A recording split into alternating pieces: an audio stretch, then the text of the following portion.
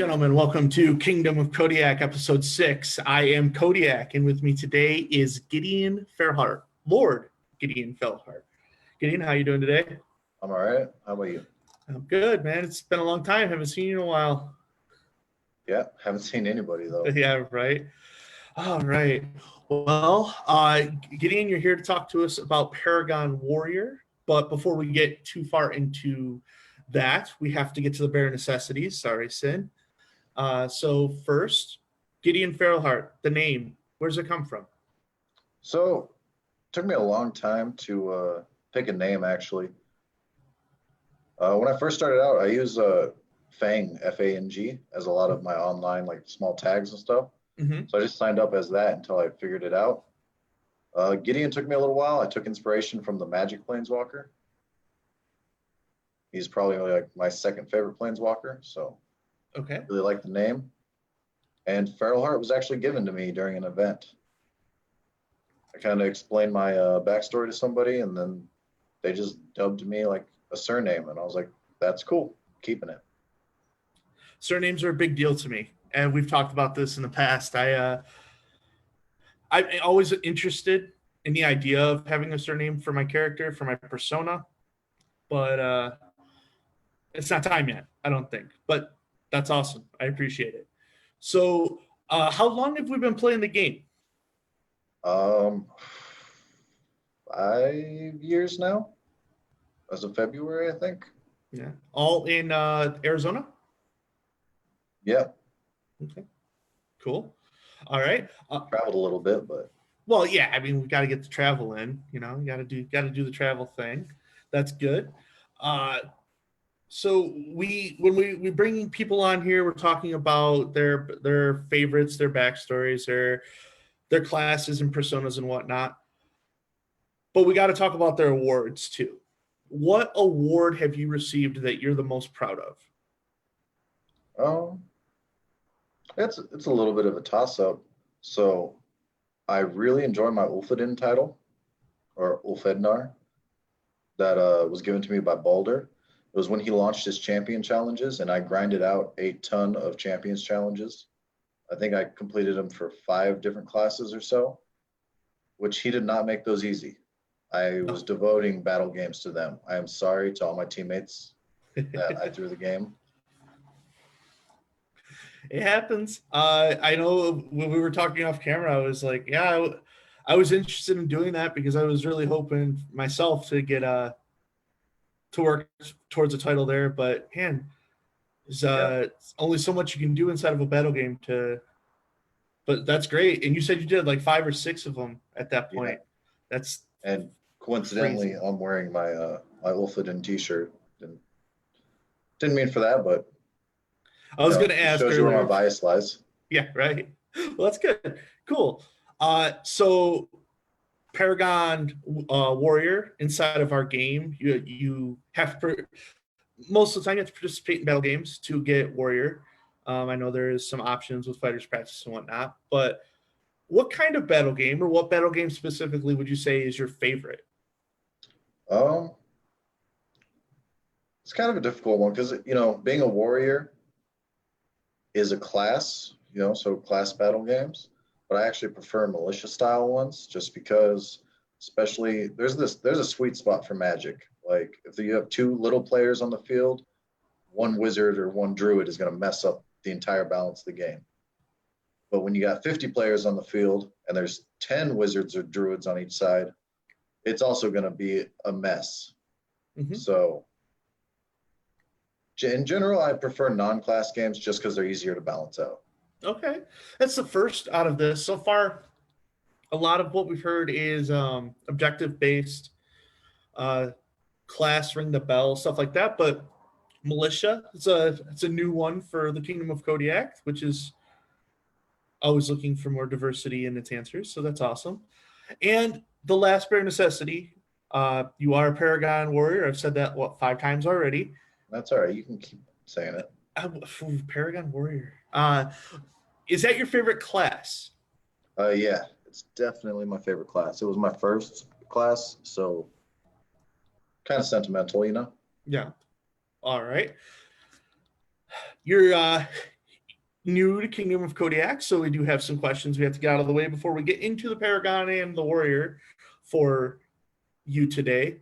Sir Glenelth was offered a free toaster by someone. The belief is that it was Her Royal Highness Boulder that offered the toaster to Glenelth, but that's still up in the air. Do you know anything about this free toaster? No idea. Willing to bet it's a Decepticon. It's a Decepticon. There's new information being provided, guys. The toaster is actually a Decepticon. Wow. All right. And finally, what are your thoughts on bears? Bears are pretty cool. I like bears a lot. Wolves are better, but that goes without saying. Don't get ahead of yourself here, friend. I was gonna mark you down as friend of bear, but then you decided that you just needed to throw the wolf thing in there, and okay. Pseudo friend of bears, Kingdom of Kodiak. Pseudo friend of bears. All right. So Paragon, was it the goal for you?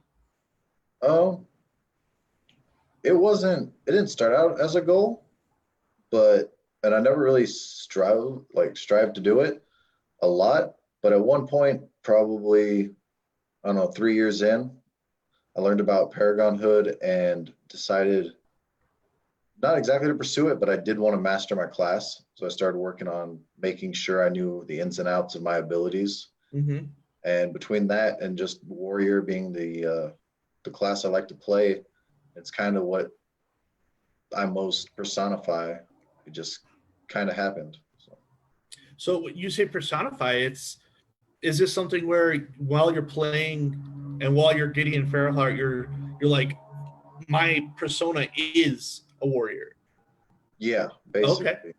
So I like to tank, be in the front of the battle. I enjoy archery, but it's not me, Yeah. For being up in the thick of it. Yeah, I was noticing that when I was going through your orc. You're a 6th level archer? Yep. I would have never suspected that, knowing you as a person, that you would have ever at any point in your life decided that you wanted to be out of melee combat. Yeah, so I actually do want to play archer more. Problem is I don't have my own bow and everything right now. Yeah. So I did a lot of leveling up in archer, especially when we were doing those champions challenges.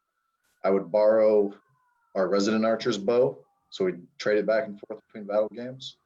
Or I spent a lot of time wearing 2 points of armor and flow fighting as an archer. A lot. Most, probably 45 credits worth. Okay. So for anyone who's trying to level archer but doesn't have a bow, 2 points of armor and flow, and then just get yourself to 6th that way. Was that a shout out to Kenjin with the bow? It was actually Princess Bubbles. Princess not being an actual title, but that is what he calls himself. He was our archer for our park here and our DAG park. Oh, okay. All right. Fantastic. Cool. So Zana asks, is there some piece of information that you wish you knew about Paragon before you realized that was something you were going for? Not really, because for me, I didn't strive for Paragon per se. I was more striving to become a better fighter, and then I learning my class, and the two together just kind of led me down the road to it. Right. So there was no piece of information that would have helped you along if your current self could go back and let your younger self know as far as the process for this. For Warrior, I would say it's really important for a kit. Like, you've got to have armor. Okay. I'm not saying you can't Paragon without it, but yeah, it's definitely a big piece of the Warrior identity. Okay. Which we're gonna get into kits and layouts and loadouts later, so don't go too far into that for me. Yeah. A lot of great questions going with that. So I wanted to know, is there anyone that you were teaching warrior craft to? Now, the question comes along from the idea that we apprentice people in this game with belt lines and stuff like that, but is there anyone that you specifically were taking under your wing for warrior? So not specifically for the class, and most anyone I've taken under my wing per se in on the field has been more of line fighting. Like I teach them how to fight as a team or how to fight multiple opponents at once. That's what I like to teach people. Okay. And that kind of just is part of what being a warrior, being a shield man is about. But a lot of times, honestly, to new players, and this is strange from warrior being my favorite classes, I recommend that they do not play warrior. Oh, okay. Yeah, because I feel like without armor, a level one warrior is one not a good class to start out on. Like you're just not gonna have a whole lot to do. You're gonna feel underpowered. Okay. I think we mentioned this off camera, but you you had some comments about Warrior being pay to play. Yeah, to an extent, warrior is pay to play. Okay. So level one, you get scavenge. Scavenge is unlimited. It's an amazing ability. Uh, you get a kill. You got a kill trigger. You can repair 1 point of your armor or a broken piece of equipment. Mm-hmm. Like easily the warrior's bread and butter. It's not so helpful when you don't have armor to scavenge. So right Okay. there, I feel like that's a really hard place to start with having an ability like your main ability not online.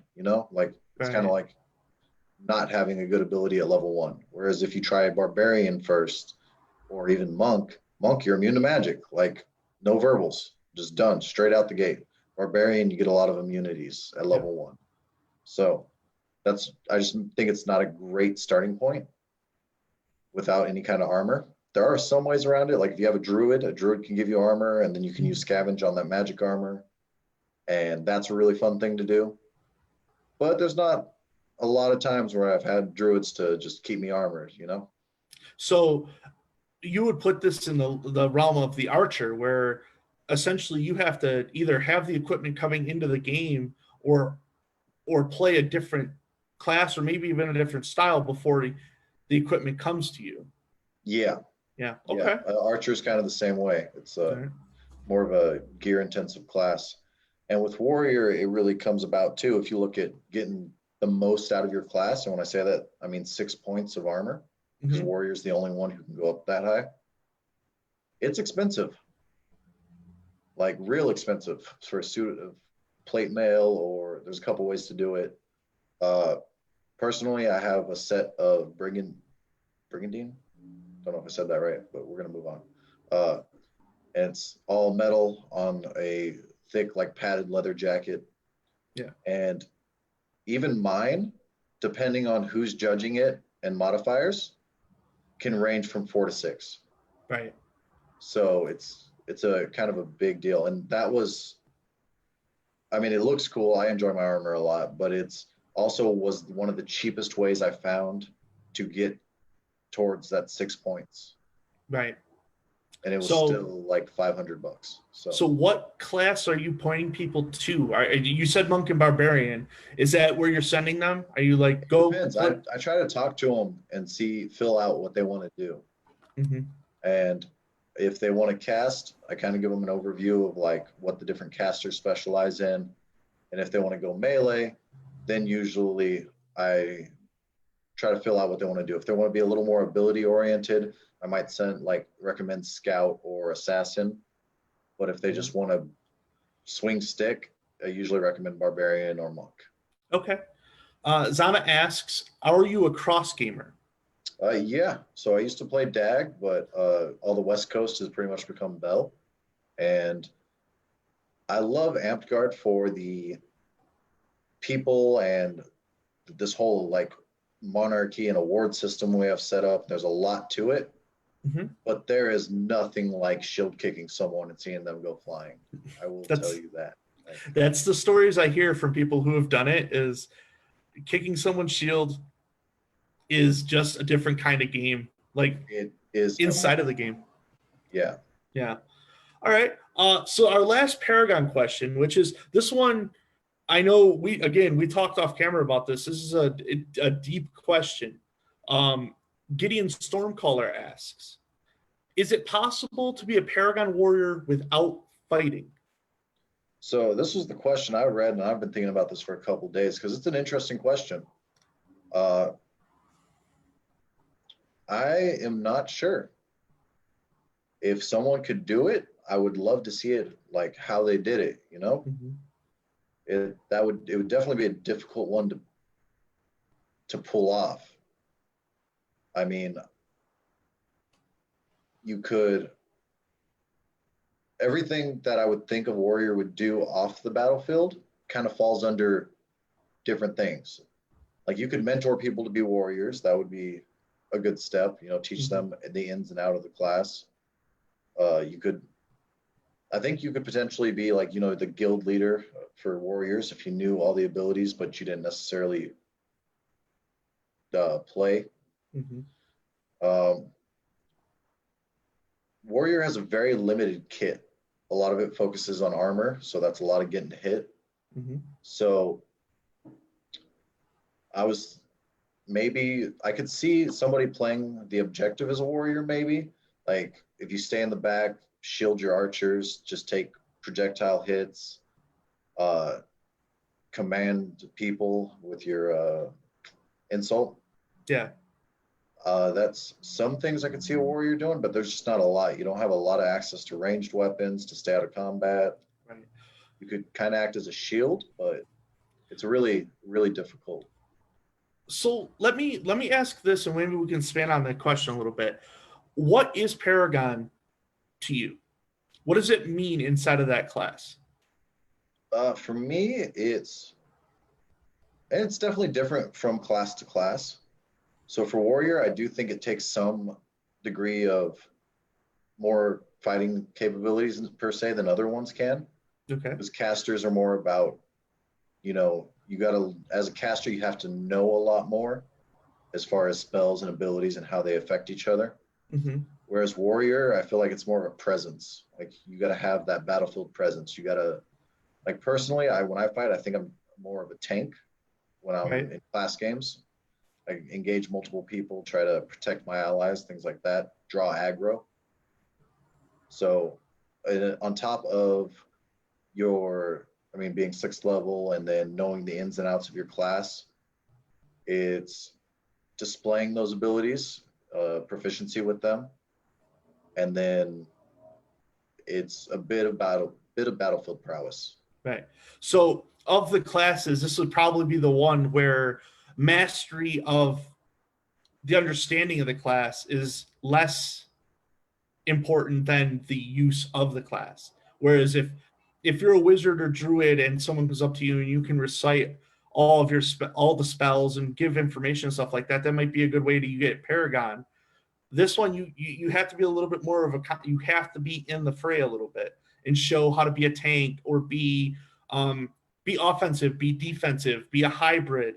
You Yeah, even talked about being just the shield to your ranged attack. Tactics and stuff like that becomes more of a thing. If it'd be hard to exhibit those without being in the battle game, but I think if you can present the tactic and show a way to do it without being in combat, being in the battle game is not the problem. yeah, Yeah, yeah. I think there's a lot of room there. it's a very interesting question, and it's one of those where when you get an opportunity to talk to players of the game, there are people that that don't have the opportunity to come on a field and play in battle games, but still want a way to participate. And this is another one of those ways where if we can find a way for that to be the case, where they're meeting the standards that are still representing a paragon, but they're not breaking the mold of what a paragon is, maybe we can find a way to do that. It's Yeah, a really interesting question, Gideon. I do appreciate that, and Gideon, obviously, I yeah. appreciate you for answering Gideon's question. So, Kron, already asked your question. Your first class was warrior. It's still your favorite class. There's nothing more to really talk about that. Morgan asks, what warrior ability do you feel are underpowered and then vice versa, overpowered? Um, I wouldn't say any of the warrior abilities are really overpowered. Okay. To be honest, I struggle a lot on battlefields as a warrior when there are spellcasters. All four of the casters have easy ways to shut down warriors. Yes, we do. And I shine against barbarians or monks or even possibly scouts or assassins, but casters wreck warriors nonstop. And there are some warrior has a couple ways to deal with it. Like, so first level, you got scavenge, Mm-hmm. which is mostly for your armor. That's probably your most powerful ability. If anything was hinging on overpowered, that would be it. But I don't think it is. Then you've got your insult, which is your only actual magic ability that you can cast offensively, and it basically draws in the aggro to you. Right. I have that one. I think that one's good where it's at. It's a nice touch to be able to tank, like be a tank. You've got your true grits are really cool, but they are super underpowered because I think it's something super overlooked by game design. Okay. So I'm going to go off on a little tangent here, but in game Yep. design, every magic spell and ability, spell balls, everything is designed around a 60-second death count. Most games I play do not have a 60-second death count. Average is more around 30. Okay. So spell balls are now twice as powerful. As someone once said to me, and I think it was Baihu actually, the worst thing that could happen to you in Amtgard should be death, like in the game. Yep. So something that I saw Cody, and I want to say it was Baldur working on that they'd done when Cody was king, was they would adjust spell timers based on the battle game. If you were below a 60-second count, all spells were halved. So spell balls were 30, verbals were 15, things like that. True Grit lets a warrior come back to life in place and is frozen for 30 seconds. So you don't have to go back to spawn. You are vulnerable to wizards because they can shatter frozen people. Yep. But the thing that really hurts that is in unlimited. So a lot of times in unlimited life games, the main point of that would be to resurrect in place. You can possibly be behind an enemy, close to an objective. Well, if I have a 15-second death count, or my what is usually a half timer is now twice a timer, Yeah. I hardly will even have a reason to use it. So a lot of times I think that gets overlooked as well as spell balls and whatnot. Mm-hmm. So just Gideon's advice for battle game running: take into account spell timers for your death timer. Don't be afraid to adjust it overall. Nice. Are you an advocate for the full 60 seconds then? Or If not, 60 seconds or drop the spell timers down a little bit. When we did the big games, it was at convergence days where we have the spell timers at half the death count. mm-hmm. Since everything's scaled down together, I didn't hear any complaints from anyone. I felt like it all flowed. None of the casters seemed under power. They were still slinging spells left and right. Yeah. All right. I feel this. I feel similarly. Wow. With spell balls, because when it's 60 seconds and then the respawn is like 15 or 30, well, people are going to just take the death. And then it takes away the combo of the shatter from a wizard because they can just be like, oh, I die, and then go back. And since the spell ball is a piece of equipment that you have X amount of and you get rid of, now I'm chasing down spell balls to maintain effectiveness. So yeah, the shorter timer is annoying. If the timer is going to get switched, then all the things need to be like whatever the breakdown for the death count is should be the breakdown for the spells too. I agree with that. Yeah, and Yeah. we never, when we were testing that, we never went below half for the spells. Right. Even if the death timer went a little lower, because I feel like even you don't want to get the spells too low where they're not really worth it. Right. Right. But it is a balance to be tested, and Varies probably a little bit from park to park on what everyone likes and feels like doing, you know? Yeah, I in a small park or a small battle game, something like that is probably done just so that you maintain activity. But when you have 50 people playing in a battle game, there's no reason to have anything. Make that, keep the standard, in my opinion. But Yeah. whatever. Um, so we broke into the warrior question. We asked you about underpowered, and we talked about true grit. You don't have anything you believe is overpowered for a warrior. Uh, no, I feel like everything in Warrior is pretty limited in the sense that it's kind of circumstantial when you use Okay. it.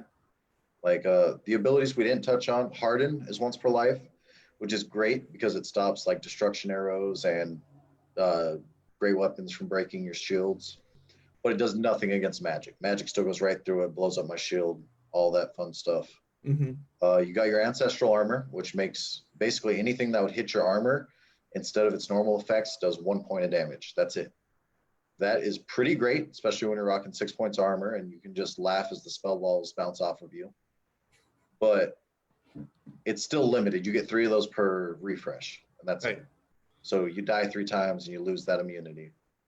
The other thing you have is Shake It Off. You can reduce a timer that's on you down to 10 seconds.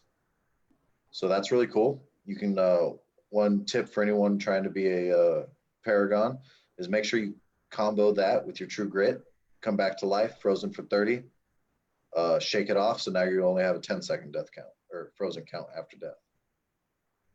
Good way to cheat yourself back into the game real quick. But that does have a recharge times 3. So I feel like it's got a good limitation because I don't often find myself having a lot of time to recharge it. That's fair. Okay. So Zana asks, what is your favorite enchantment loadout? Favorite enchantment loadout. So it's kind of a difficult one. A lot of games, especially in the summer when it's super hot here, I do not do full armor.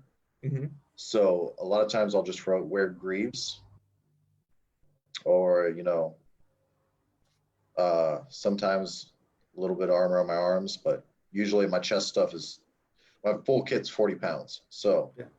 it gets pretty hot and it's all black because it's the best color. Wow. But it's a shade, but we won't get into that. But for as far as enchantments, if I got a druid on the team, lycanthropy, or I believe I'm not sure if it's iron skin or which one, but the one that gives you ancestral armor, 2 points. Nothing's Iron.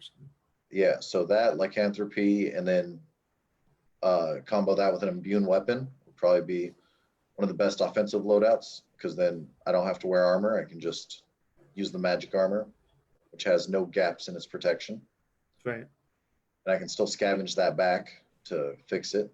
Mm-hmm. As far as healers go, I never say no to either a pro magic or a immune shield comboed with a phoenix tier. Phoenix tier. Fun. This is kind of the opposite of that question, but I have enchantments that I refuse to have put on me. Oh, So okay. one reasoning is coming from a small park where we had a candy druid on like 3v3 or 4v4 teams. A golem would just wreck everything, totally throws off game balance. Like, if you don't have something to dispel it, you're done. Right. So I didn't like that, and I would not take golem. And as I've worked it into my character and my story for him, and he will not take anything that involves servitude or undeath. So undead minion, greater undead minion, golem, I refuse to take them. Had a lot of druids like, really, man? I'm gonna buff you up. I'm like, nope, I refuse. That's as someone who enjoys the role play part of our game, I can appreciate someone being on the battlefield and being like, I'm not taking this because my character wouldn't take it. Like, that's fantastic. It brings another caveat to this game that we play, where we're always asking where we can find places for role play to come into the game. There's a prime example of it. Like, you have a druid who's on your team, so he's an ally of you, and you're like, I don't know, no, I don't take servitude, and explain that into the game. Now, obviously, you're going to have teammates that are going to be like, well, you're nerfing our team, bud. Thanks for that. But it's a game, so the RP of it, I love it. It's fantastic. That's really great. So you mentioned your armor. Zana asks next, what is your armor kit? And then what is your dream armor kit?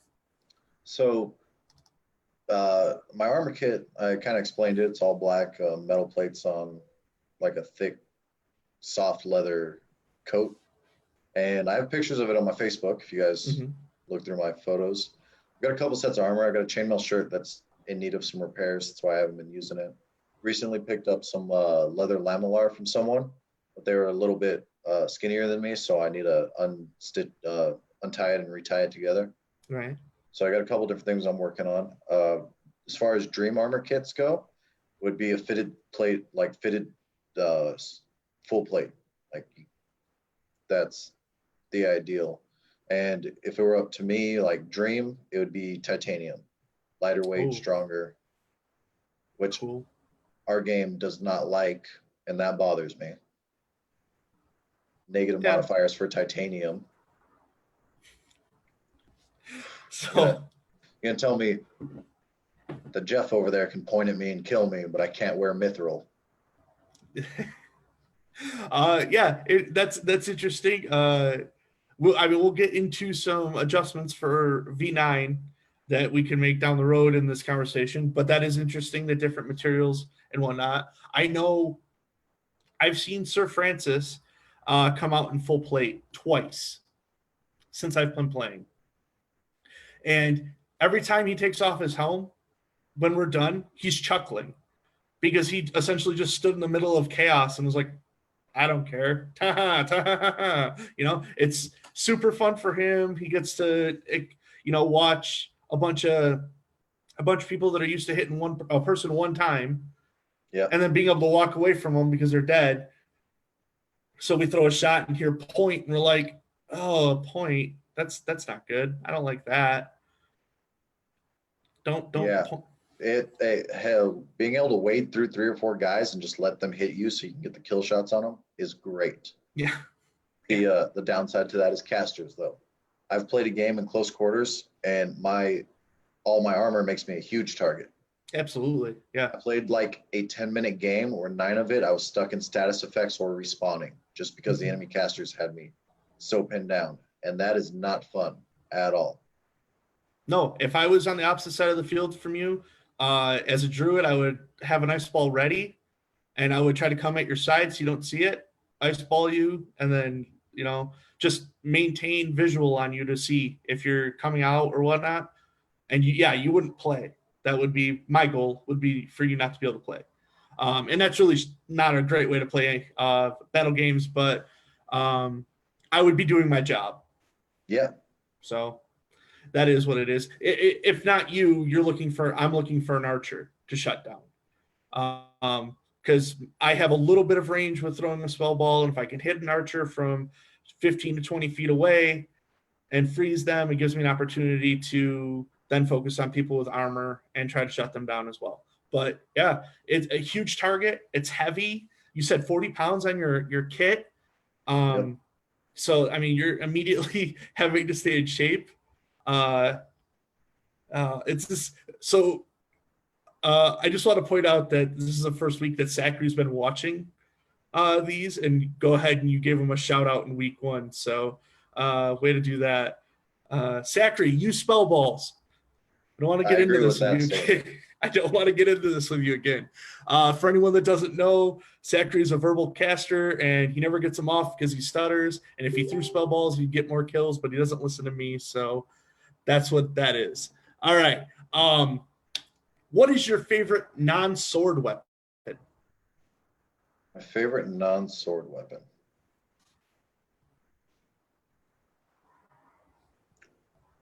Inside the realms of Amped Guard, it's a little different. I almost never fight without a sword. And when I say sword, I mean sword. I use flat blades Hmm. because I don't believe buffers are swords. Well, That's yeah. it's a whole thing. But uh, I'm not sure. I do enjoy arching. It's fun every once in a while. Hmm. Uh, but almost every other weapon type I like is more in the realms of like playing Bell or Dag. Because in there, arching, I get to shoot people in the face, and that is beautiful. It's so much fun. Uh, your shield is kind of offensive in Dag. I can bash people with it, run over people. Right. One of my favorite tournaments I've ever fought in was a huge bear pit at Battle for the Ring. So Battle for the Ring is like Bell's biggest event down here on the West Coast, and I went in against one guy, and I've never fought him before, but I knew he was good. He was way better than me as far as just pure skill. Hmm. Well, we're in out. If you go out of bounds, you're done. You lose the fight. And it was like huge muddy field. It was so slippery. They were putting hay in there, but I was still getting mud everywhere. And I took a step at the guy, and he kind of like flinched. Like his reactions were real quick, but he kind of tucked himself behind his shield. And he was about 6 inches from the edge of the ring, and I was like, "Oh yeah, he's going out." So I just tackled him and shoved him out of the ring. One of my favorite wins because he did not see it coming. Uh, Bubbles, our local archer who was taking pictures, has it in like multiple shots, and it's on my Facebook page. Definitely hands down one of my favorite things, and it was got to kill with my shield. Nice. So inside of Vanguard, not necessarily a weapon, it may be archery, but what's your stance on javelins? So javelins, I have some javelins. I built them, and I could do better. Like these were first first time javelins, and they're just awkward to carry around. Hmm. Javelin is such a difficult weapon because of its size constraints. Right. Something I do want to make eventually is I would like a 6 foot javelin. That's the max size on them. And I want to be able to spear fight from behind my shield. And when it's time to pull the sword, I'm just going to chuck it at somebody. So I would like to do that, but I haven't gotten around to doing that. So javelins are kind of a future sight thing for me. Right. But I mean, anyone that's listening that wanted to reach out to Gideon and talk to him about possible javelins, he's listening, guys. He promises. I don't know if you're promising or not. I'm just saying you are. Look at me. Fair enough. So another Zana question coming up. What do you wish your teammates knew about Warrior? So here's an opportunity for you to go, guys. I can do this, but I could use this to make our team better. What is that? So as far as the warrior class goes, the biggest thing is my offensive spell, my insult. Because you get one, or if you look the part, you get two of them per life. And 30 seconds, whoever you cast cannot attack anyone else or target anyone else with magic. You cast it on the healer, he cannot resurrect or heal anybody for 30 seconds other than you. That's kind of like an overlooked thing. But the downside of that is if anyone makes a hostile action towards them, they can then target them. So the biggest thing I would tell my teammates is if I'm locking down a couple people, pulling that aggro, you just leave them alone. Don't go for the kill. Just give them the 30 seconds of only being able to fight me. We got a guy down in Sunshaven. His name's Grimlock. Mm-hmm. He fights with like full chainmail and metal and thick leather armor, helm and all. A Gambison. It's a nice kit. Lots of armor though. Mm-hmm. And he usually fights with like a big crushing, breaking polearm. I've cast on. We had like a three different teams fighting against each other, and he was coming up on my team. So I cast insult on him, and I sprinted across the field. I was like, "Let's go for a run, Grimlock. Like you can only fight me." And that's it. For 30 seconds, he just couldn't mess with my team. Right. Yeah, it's another way to shut people down. I would be interested in an opposing healer watching you get killed, then trying to resurrect you, but taking their sweet time with the resurrection spell and actually making you off the field longer than it would have been for you to go back for a kill count. I wonder if that's Zana. Reach. I know you're in the chat, so when you get to this point of the video, if you've ever used that as a tactic, let me know, and I'll. I don't think there's anything saying I have to stick around for the full res, though. I think I could just get up and walk back to base while he's trying to res me. Oh, that's true too. You're right. You're right. So maybe not as effective. For some reason, while you were saying that, I'm like, oh man, but wouldn't that be cool if the healer was like, okay, cool. I'm resurrecting you now, and then like took their sweet time with the incant. You know, that would be hilarious. Anyways, Kron asks, what are your most hated casters to face in combat and why? So we've talked, this whole All chat has been, you don't like a single caster. No, they all have incredibly powerful ways to shut people down. I mean, kill spells, people like to extend those and zap me from 50 feet away. Wizards are a huge pain because ice balls, but that can also come from druids. Bards are probably the least annoying, but that depends because agoraphobia and things like that, where I just have to go away from everyone. Yeah. Real annoying. A lot less annoying than being frozen or killed instantly, though. So, even healers with their stun balls. Right. What about shove? I mean, we're talking. Shove is probably the spell that gets cast on me the most. Yeah. And yeah, I think I've just kind of gotten used to it. Like, I'm already backpedaling, just like, okay, either I'm going to get out of range or I'm just going to backpedal back real quick. Yeah, I think it's the most common one I see is like, okay, well, here's the guy that's going to unbalance our game by having armor and just walk through all of us.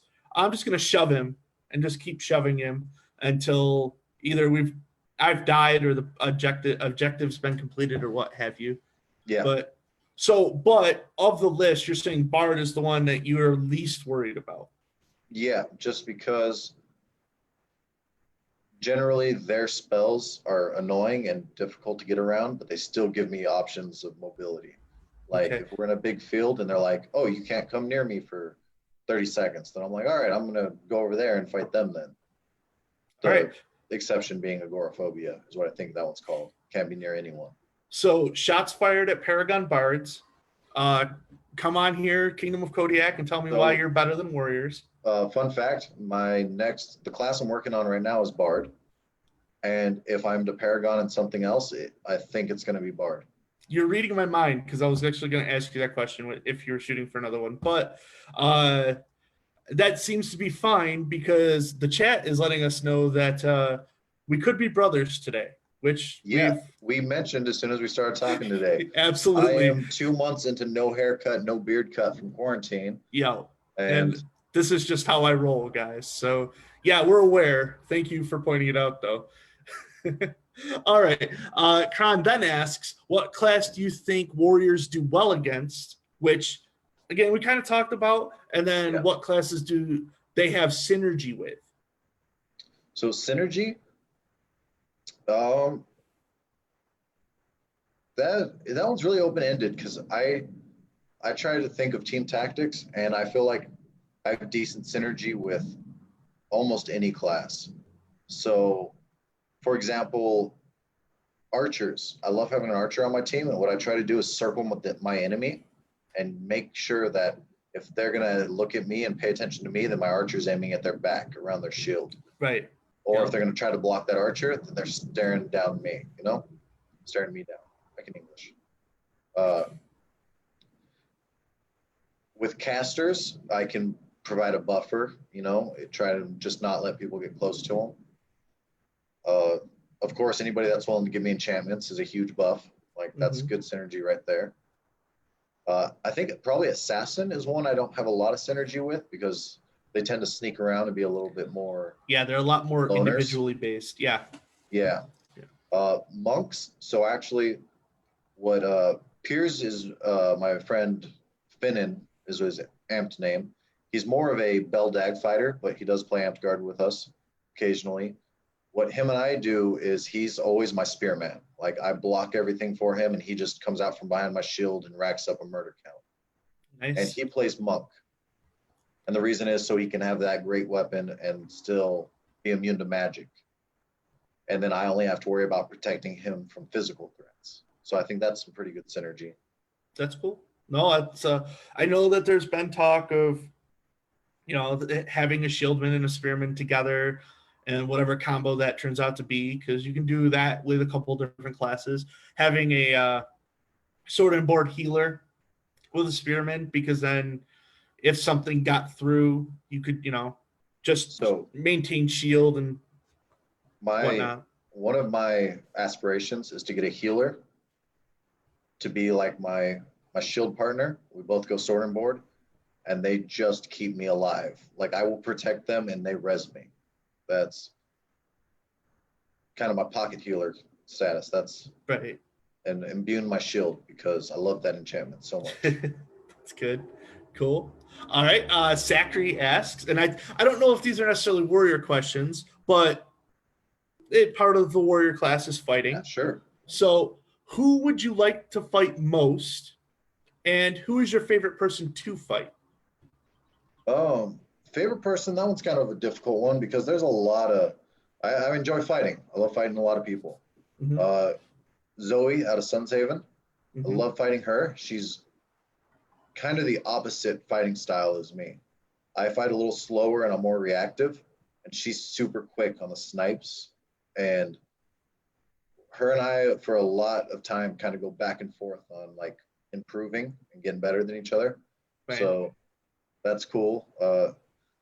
I love fighting anyone better than me or fights with a different style. I love trying to learn how I need to react against that or try to learn their style, tips from them. Right. As far as people I've wanted to fight, uh, I really wanted to fight Peter the Quick, Sir Peter. From he does a lot of Bell and stuff. I don't know how much he does amped, but I got to meet him up in Battle for the Ring, and that was cool. We were doing that Sword and Shield tournament that I mentioned earlier, Yep. and I racked a good streak in my pit. And then when I got knocked out, I saw him and a bunch of the upper level fighters fighting in one pit. So I jumped over there, so I got a chance to fight him, and that was really cool. Uh, it was a bad move for my odds of racking up a streak to go against that pit, but I wanted to test myself and learn from it. Absolutely. Absolutely. So that was a lot of fun. As far as people I still want to fight, probably I'm sorry if I butcher his name. It's Dalos or Dalos. I see him posting in one grind all the time. Mm-hmm. I think it would be really great to meet him and get a fight with him, learn some. It's good. Yeah, no, I get the wanting to improve yourself. There was not too long ago, there was a field day or a day at the park where it was Sir Sane, Sir Anatole, Sir Atog, Xander the Reaper, Dom, uh, Sir Randall, and then Aqua, Lord Aqua, and then myself. And I was off to the side, switching out, going to flow, and another player off the side was like, I don't want anything to do with that. And I'm like, I want everything to do with that. Because if I go out there and get any kills, I'm having a good day. Like, there's a lot of challenge out there. I got to fight Atog when we visited Sun's Haven for Convergence. And when he told us he was going to be in the Christmas area, I got so excited. And then it just so happened that Sir Anatole was there that same day, too. So just sweet fights. It's great, especially when you're fighting high end like sword knights. It's amazing. Yeah, I've fought a lot of the wheel and stuff during tournaments. It's a lot of fun fighting those upper tier. And Sir Atog came out to Sun's Haven a few times, especially a left-handed fighter, upper tier. It's a totally different beast. It's true. And as a lefty, like it gives me an opportunity to learn direct correlation instead of having to learn mirrored correlation, which is nice for me. So Devrick asks, this is a question from the chat. Is there any truth to the idea that warrior would be the easiest paragon to achieve if you can afford armor? I'm not sure about that. So I think ability-wise, it's definitely one of the easiest ones to learn, like getting all your abilities straight. Honestly, what I learned a lot more as warrior than my own abilities, where I learned spellcaster's abilities. I learned what everyone, how and what everyone could do to take me off the field. Right. I And think the thing. I'm sorry to cut you off, but I think one of the things everyone's got to remember when you're playing these games is there's only so many classes. So if you know what your enemy can have, you know what you should be taking, and you can counter them the entire time if you want. I'm sorry. Go ahead. yeah, that's basically what I was going to say is I learned a lot more about other classes kind of Mm-hmm. on my road to Paragon. Warrior is one of the easier ones to learn, I would say, ability wise. But even with armor, you're still going to have some kind of fighting prowess or some kind of. I mean, you can run out there in 6 point armor and get murdered a bunch of times, and I don't think you're going to be a Paragon anytime soon. Right. But um, the easier skills plus the armor creates a combination where it may be maybe easier is not the right word, but it may be streamlining the ladder for Paragon as it would be. Yeah, I think it does help narrow it a lot more. Like you Okay. got a lot more of a narrow focus than Mm-hmm. casters have, for instance. I mean, looking at wizard, you could have a spellball wizard, you could have a death wizard, you could have blanking on what all your I I don't know mean, what you would call those, your 6th level abilities that change your class up. Like okay. druids have avatar of nature, you have a ranger, you have a Mm-hmm. summoner. Like there's a lot of ways for them to be played and so many countless combinations that having your main job be get hit and hit people does streamline it a bit. Right. The one thing you don't have with Wizard is a verbal wizard because you shouldn't play verbal wizard, Jeff. Jeff, I agree with don't play. that. Okay, Yep. thank you. It's just a conversation we've had quite a few different times. Archetypes, that's the word I was looking for. Thank you, Archetypes. There Gideon. you go. So, um, Zachary asks, "What's the worst face shot you've ever been hit with?" So let's stick with Amtgard because in other games that might be more of a tactical decision to make a face shot. Let's talk about Amtgard. So first, I'm going to touch on the other games real fast. Only projectiles are legal face shots in other Okay. games. All right. No Okay. physical ones. Because I have eaten a great sword to the face, and that was not fun. But uh, in Amped Guard, probably one of the ones that really, I don't know. So Ren out of Dragon Spine. Mm-hmm. First time I met her was at Southwestern Wars 3, I want to say. And it was like our last fight sparring before we were heading out. And she clocked me pretty good. It was definitely not the worst I've taken, but that's the only time I've bled on field and like got a bloody nose from that. Wow. So uh, other than that, I remember one clan I got legged, and it was a huge, huge battle game. I get legged and I turn and I'm calling for a healer, and about that time an arrow hit me right in the jaw. That was not fun. That was a Yeah. hard hit. Yeah. Unexpected arrow shots. Not a fan. I've taken one like right there, and I like immediately lost like all concentration of the area. Obviously, the game gets slowed down a little bit because they're like, "Oh, are you okay?" But whew, headshots with arrows, man. So that was another shout out we haven't had yet in Kingdom of Kodiak. That was Ren the Peasant getting a shout out. Look at that. Appreciative. All right. So Zachary asks, we talked about your loadout. What is the longest consecutive time that you've been in your armor? A few hours, I think, especially at like role play events that we have here, like Glow Strike, that is usually hosted in Yuma. Mm-hmm. I've worn it for quite a long time, a few hours, just all day. Maybe not Right. fighting the whole time, but I just chilling it in character and whatnot. Which it can't be as bad as sweating and fighting in it. Like, I mean, even in Yuma, it's still super warm, but if you could just hang out, that's got to feel a little bit better. Yeah, a lot of Okay. times too between games, it's not worth unstrapping everything to get out of it. I'm like, I'll just chill in it until Right. So from the chat, Nim asks, what is your favorite thing to teach a new player or someone new to the warrior class?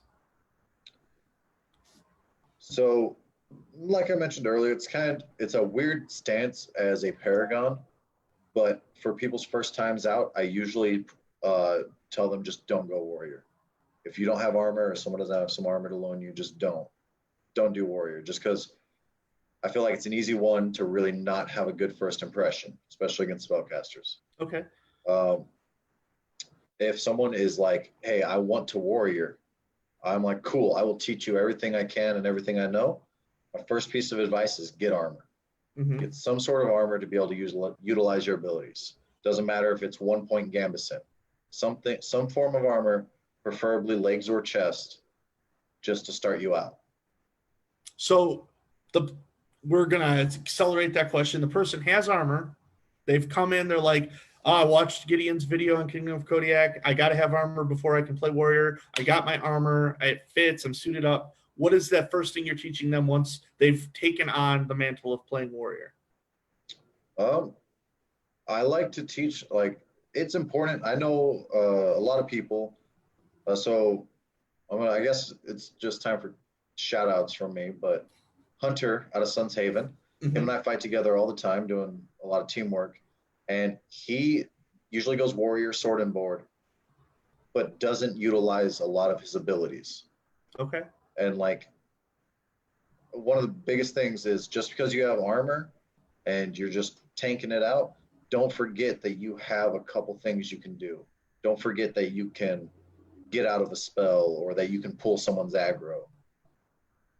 I see a lot of warriors that just tend not to use their abilities. Right. We have Especially Paragon wise, you need to utilize them. I think that's a common thing too across classes is we get so excited about the combat or the objective that we sometimes forget about some of these abilities that we have that would just make life that much easier for us inside of the game. Uh, but yeah, so make sure you guys are using your abilities when you got them. Locke, I'm looking at you. Fight after death, but use that. He's a barbarian. Very rarely does he ever use fight after death. But moving on, because I know he's not listening right now. Um, any tips for playing warrior at large events? This is another Zana question. Um, it depends, cause size. Like, so a lot of times, as something as big as clan, I honestly just don't enjoy the class battles. There's way too much, way too many casters, too much going on. I can't even hear when I'm being thrown or shoved or frozen or what. And it's a lot to wear all that armor. Now, in still decent sized events that aren't on that grand of a scale, uh, I feel like a lot of what you can capitalize on and do as a warrior really comes into more battlefield tactics than your abilities in the class itself.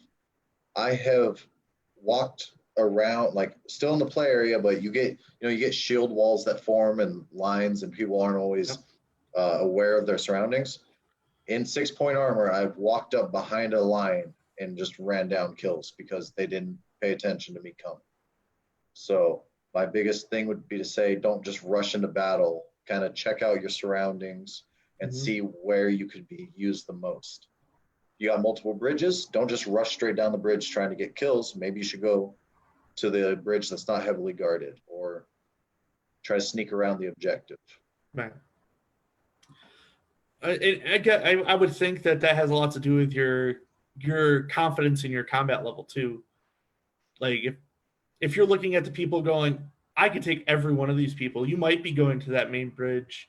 Whereas Yeah. if you're, a little bit less confident, but you have the armor, you're like, I can go to the side bridge, and if I get met, I've got 6, 7 shots before it's a problem, kind of thing. Yeah. And like another thing, I like to play the objective because I don't like to sprint when I'm wearing, like if it's like a ring to bell, I'll go on defense. I'll watch our bell Mm-hmm. because I'm difficult to get past. And also I don't want to do a lot of running. Yeah. Because 40 pounds. And it's not necessarily a bad thing as warrior to play the second line. You might not be in the combat the whole time, but you're there for the pivotal moments. And honestly, I have to deal with a lot less spell casting because they're worried on sprinting past me to get that bell. Yep. I'm doing a lot more melee fighting without the spell casting. I just might have to wait for a little while for the fight to get to me. Sounds good. I love it. Um, how do you demonstrate your warriorness when you're not playing it? So you're talking about possibly going down this Paragon Bard path. How are you still maintaining that warrior-esque nature? All right, so Bard, for me, I've looked at it. Uh, I this is goes back to something other Gideon Stormcaller was saying in his post that I really like. Every class I play it in a way that I relate it to my character. Right.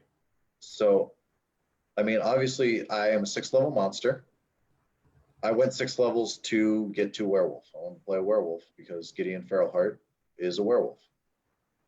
Uh, I do the same thing with Druid. I almost exclusively play Avatar of Nature if I play Druid, so that I can enchant myself. And it's like, it's lycanthropy. That's on point for the werewolf and gives me armor. Sure. To play it like a warrior, I just magically give myself armor. So I kind of relate everything back like that. Bard, I've looked at, and Bard is going to be my warrior 2.0. Okay. Most things you can okay, well, slight deviation, but most classes in Amtgard can almost be built better through a spellcasting class just because you have more options. Now, in the short of that, either main classes need some more options or spellcasters need to be streamlined a little bit, but that's a whole different discussion to have. Right. Yeah. But looking at Bard, I'm looking at doing 2 points armor because Bards can get armor. I can still get my sword and my shield, hands-free casting so I can fight while I cast, and using the Bard's songs, I'm going to cycle between what magics I'm immune to.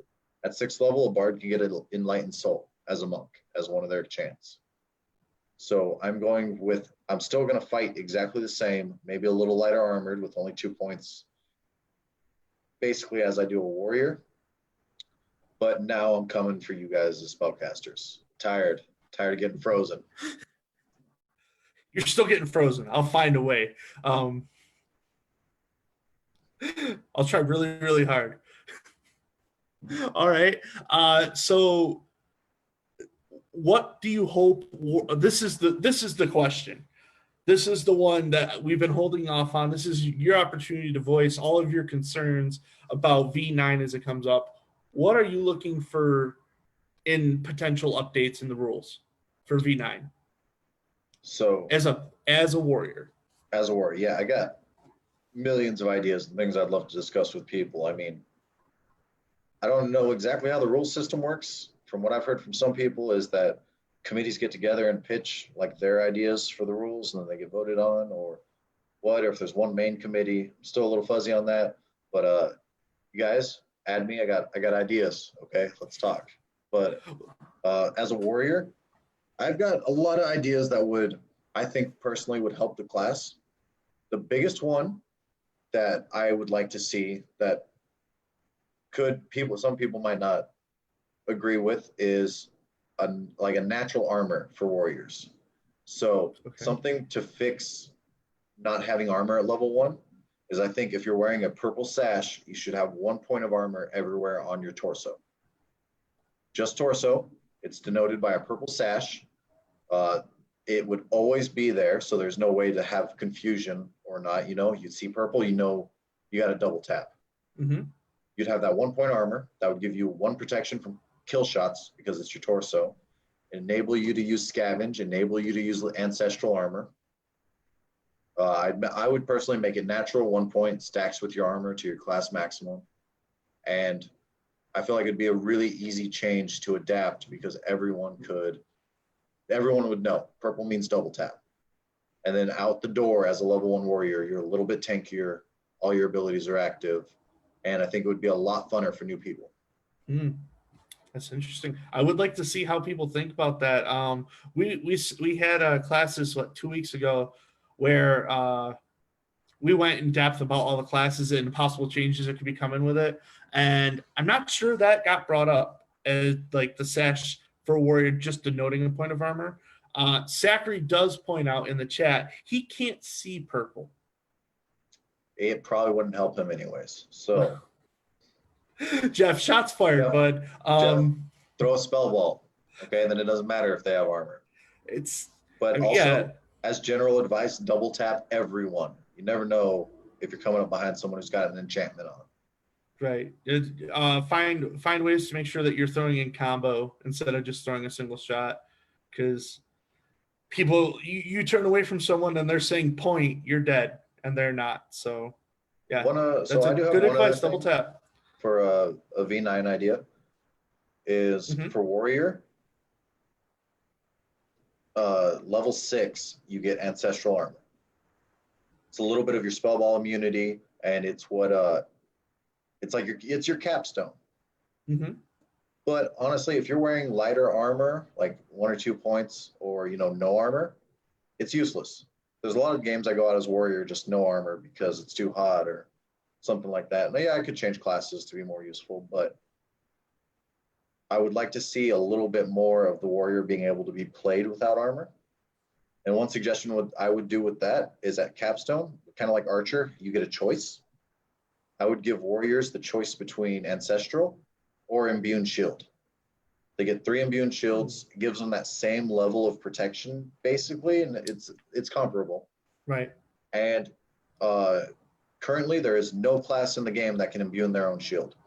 Healer is the only one that gives it out, and he can't give it on himself. So I think it would keep it unique and give you an option to play an armorless warrior.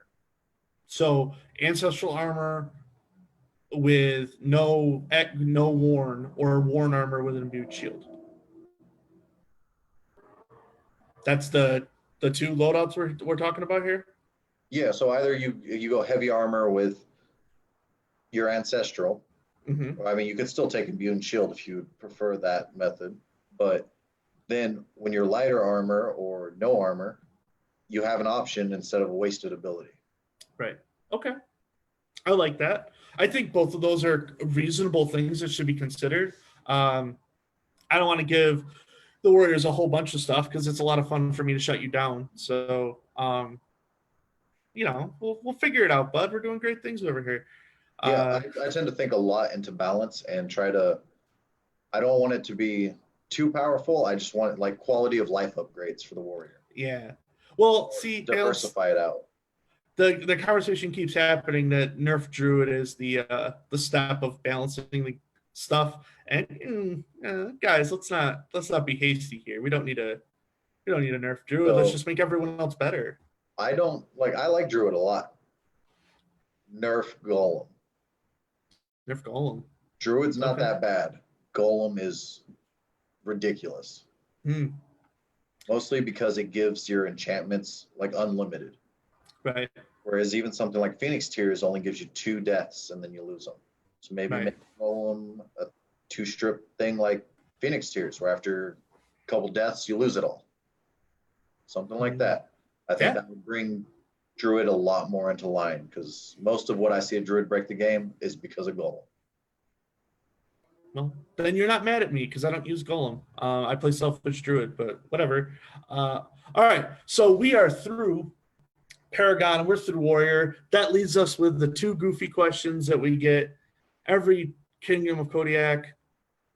Morgan asks, what's the square root of a bowl of oatmeal? I'm going to go with raisins because nobody cares for that. All right. It's an answer. Morgan, you have your answer, sir. And lastly, if a train travels at 50 miles an hour, stops at 200 feet, where are my pants? I don't know. I'll have to check my stuff. Okay. So he's going to check his stuff and he'll get back to you. Yeah. Gideon, thank you so much for coming on today. It's been a while since we've got to hang out. I think the last time we saw each other was it Maze, or were we at Convergence together? I was having car problems, Convergence, getting a new car and stuff, so I only was able to pop in very briefly. Yeah, so I think Maze is the last time we actually got to hang out. Yeah, That's really sad. yeah, it sucks. It's been a long Yeah. time. Well, when this whole quarantine thing ends, you'll see me eventually. We'll find ways. Maybe we'll play some Magic together or whatever. Yeah, Uh, definitely. for sure. For the people watching Kingdom of Kodiak, we've got a couple more weeks of talking to Paragons before we're going to start our next topic. Again, next week, there's still some talks about how next week's going to happen because the Paragon I want to bring in may only be able to do mornings. So if there's any other Paragon people that want to go ahead and reach out to me, we can do that. And then in 2 weeks, we'll be talking to Sir Alucard as an Paragon Archer. That should be a lot of fun. After that, we're going to go into 4 weeks of companies and households, where I want to talk to 4 people in our game about the people that they associate with and why they do so. Until next week, I am Kodiak. Gideon, again, thank you so much for coming. Yeah, thank you for And having me. not a problem, dude. And I will see you all next week. Thank you and goodbye.